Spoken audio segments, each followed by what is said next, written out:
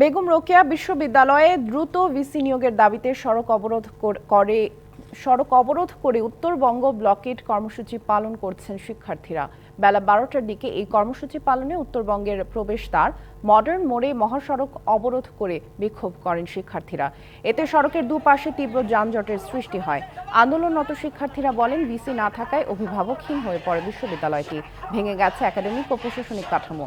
দফায় দফায় আলটিমেটাম দিয়েও কোনো সুরাহা না হওয়ায় ভিসি নিয়োগ না হওয়া পর্যন্ত উত্তরবঙ্গ ব্লকের কর্মসূচি আন্দোলন চালিয়ে যাওয়ার ঘোষণা দিয়েছেন তারা।